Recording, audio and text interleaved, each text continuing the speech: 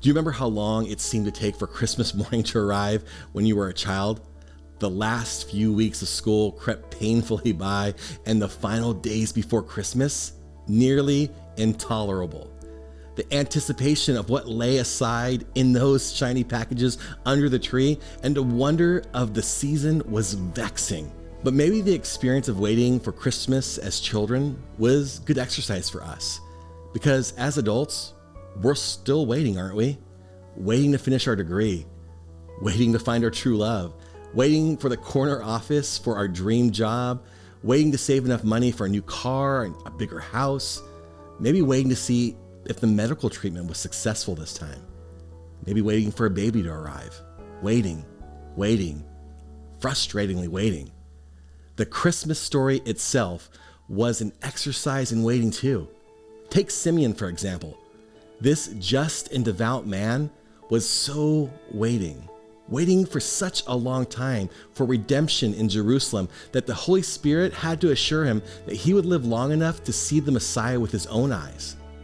And at just the right time, he was led by the Spirit to the temple, the very time that Mary and Joseph brought baby Jesus there too. Simeon's patience and trust had been acknowledged by God.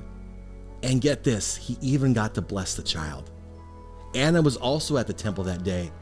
Anna lost her husband early in her marriage, and since then she had lived in the temple faithfully, serving the Lord as a prophetess. For decades, she too had yearned for the Redeemer's appearance. Now in her 80s, she came face to face as he lay in the arms of his mother. Can you imagine her delight? Anna's long wait was rewarded too.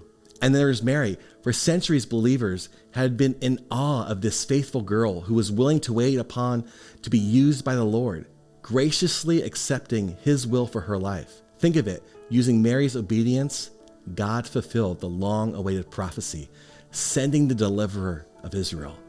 Simeon, Anna, and Mary found Isaiah 40:31 to be true. But they that wait on the Lord shall renew their strength.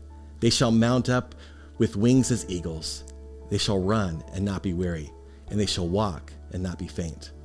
The same God who understood the loneliness of waiting experienced by these three also understands your waiting this season. He loves you. He sees you. And in his time and in his way, he will answer your wait. Look to the Christmas story and find strength. Waiting builds trust.